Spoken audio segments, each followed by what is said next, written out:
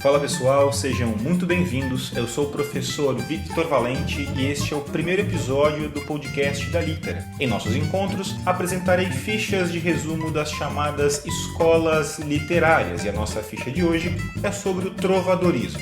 Veremos seu contexto histórico, características gerais e manifestações artísticas. Separe o seu material e bora para a aula! O trovadorismo é um fenômeno cultural e literário que vai de aproximadamente 1189 a 1434 na Península Ibérica.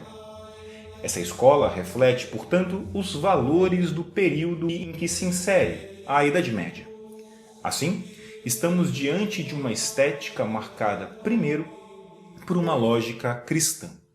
É a época das cruzadas, das lutas de católicos contra os mouros pelo domínio da península, por exemplo. Os valores cristãos e o próprio clero dominavam a sociedade. Em segundo lugar, o trovadorismo se insere ainda em uma cultura oral de transmissão da cultura. A maior parte da Europa nesse período é analfabeta, de modo que as manifestações literárias, as obras, são na verdade canções, as chamadas cantigas. Por fim, a organização social, política e econômica se dá em um modelo feudal. Classes sociais bem definidas com baixíssima condição de mobilidade.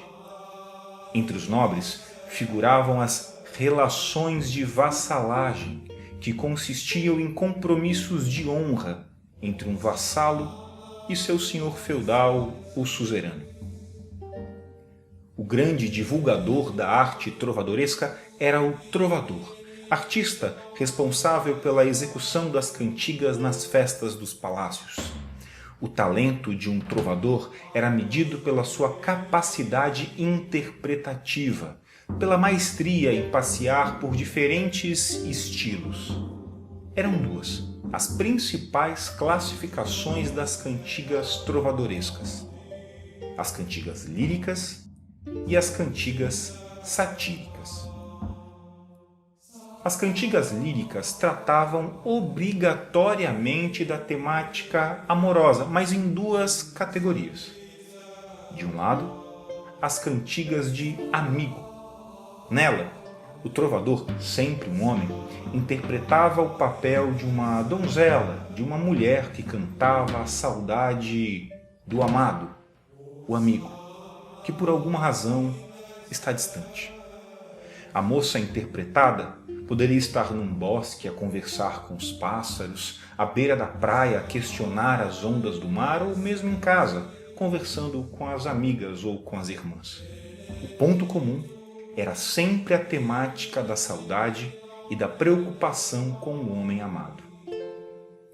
Já as cantigas de amor apresentavam como eu lírico um homem que cantava a sua coita, o sofrimento diante da rejeição ou da impossibilidade da relação amorosa. Esse homem sofrido e apaixonado praticava o amor cortês, elogios à dama em suas virtudes morais, físicas e espirituais. O cavalheiro interpretado nas cantigas de amor representava a vassalagem amorosa, o rebaixamento, a posição inferior do homem em relação à mulher amada. Nos dois casos, nas cantigas de amor e de amigo, era comum o emprego das chamadas figuras de repetição, como o paralelismo e o refrão, a fim de facilitar o domínio da canção pelo público.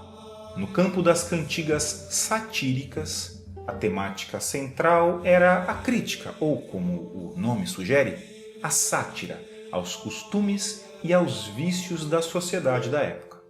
Em regra, as donzelas eram criticadas por não corresponderem ao amor de um cavalheiro e os homens por faltarem com sua honra, não cumprindo promessas ou compromissos financeiros, por exemplo.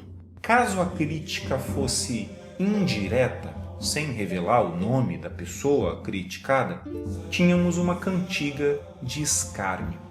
Nela, a Além da não revelação da identidade da vítima, o tom caminhava mais para o campo da piada, da tiração de sarro, com ironias e brincadeiras de duplo sentido. Agora, se a vítima tivesse sua identidade revelada de forma clara, com a colocação do seu nome, por exemplo, havia então um caso de cantiga de mal dizer. O tom era pesado, com palavrões e ofensas pessoais. Por fim, fora as cantigas, surgiram também nesse período as novelas de cavalaria.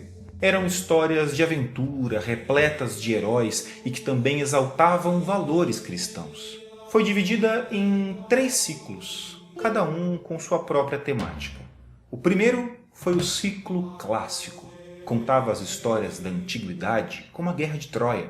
O segundo, e mais importante, foi o ciclo arturiano ou bretão, que contava as histórias do rei Arthur e dos cavaleiros da Távola Redonda. Por fim, o ciclo carolíngio ou francês abordava as aventuras de Carlos Magno, imperador da França. Esse foi o podcast da Litera, disponível nos aplicativos Spotify, Google Podcasts, Apple Podcast, Castbox, entre outros, nos quais você consegue seguir a gente e assim não perder nenhum novo episódio. E aí, gostou do conteúdo?